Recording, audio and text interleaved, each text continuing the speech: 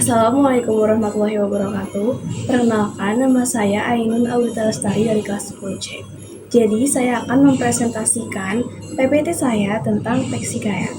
Jadi, definisi dari teks hikayat itu sendiri adalah cerita lama Melayu berupa prosa yang mengisahkan suatu kerajaan yang dimana direka tokohnya memiliki kekuasaan atau kekuatan yang mustahil. Oke, selanjutnya aku mau kasih tahu beberapa karakteristik dari teks hikayat.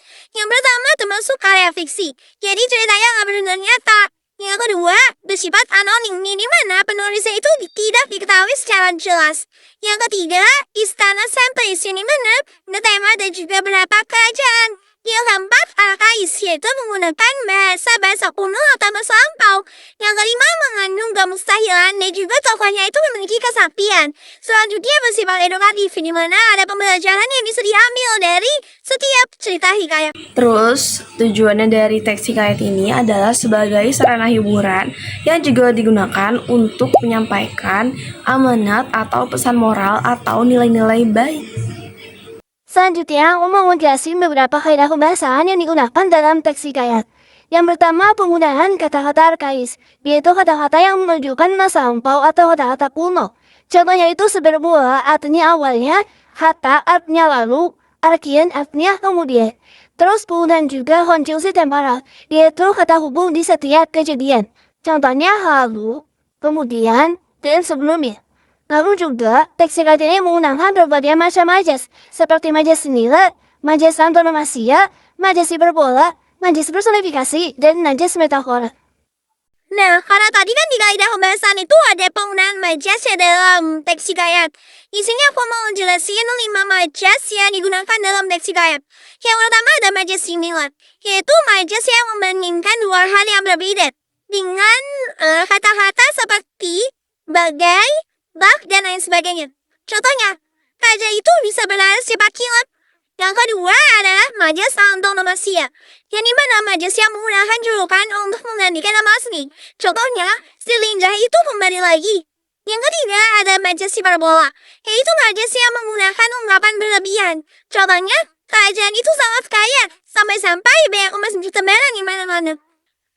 Selanjutnya, majas personifikasi, yaitu majas yang menggunakan benda mati seakan-akan bersifat seperti manusia. Contohnya, langit gelap menangis dengan deras kala itu. Nah, yang terakhir adalah majas metafora, yaitu majas yang menggunakan kata kiasan. Contohnya, kerajaan itu dilap siabo merah.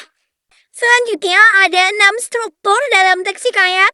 Yang pertama adalah abstraksi, yaitu bagian awal untuk menarik minat pembaca. Yang kedua, orientasi, yaitu pengenalan awal mengenai tokoh dan juga latar. Yang ketiga, komunikasi. Ini adalah introspeksi dari peristiwa dari cerita tersebut. Yang keempat ada evaluasi, yaitu interpretasi terhadap konflik. Yang kelima ada resolusi, yaitu penyelesaian konflik. Yang keenam adalah kode, yaitu penyampaian pesan atau amanat moral. Selanjutnya ada unsur intrinsik dan juga unsur ekstrinsik dari teks hikayat. Yang pertama ini adalah unsur intrinsiknya. Yang pertama ada tema, yaitu ide pokok dari cerita itu. Yang kedua amanatnya, apa pesan atau makna yang terkandung dalam cerita. Yang ketiga ada alur, apakah alur itu maju atau mundur. Yang keempat ada latar, yaitu tempat dan waktu terjadinya peristiwa tersebut. Yang kelima ada tokoh dan juga penokohan, yang dimana itu adalah pelaku dan juga karakter dari pelaku tersebut itu bagaimana. Yang keenam ada sudut pandang, yaitu cara pandang penulis dalam cerita. Apakah sudut pandang pertama, kedua? Sedangkan untuk unsur ekstrinsika itu ada ajaran moralnya, gaya bahasanya, dan juga budaya yang coba disampaikan dari cerita hikayat tersebut. Selanjutnya ada jenis-jenis dari teks hikayat. Ada 2 berdasarkan isi, yaitu ada cerita rakyat. Contohnya, hikayat si miskin. Yang kedua, epos, yaitu yang bersifat kepahlawanan. Contohnya hikayat Ramayana. Yang kedua, berdasarkan asalnya.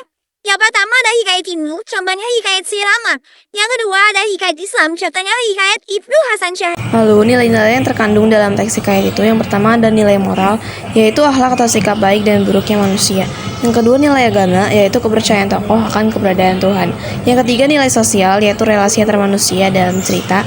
Dan yang keempat adalah nilai budaya, yaitu adat istiadat atau kebiasaan dari tokoh dalam cerita. Nah, berikut ini adalah contoh teks hikayat yang paling populer, yaitu Hikayat Si Miskin. Jadi sekian presentasi tentang teks hikayat dari saya. Semoga materinya jelas dan juga mudah dipahami, bisa dipahami.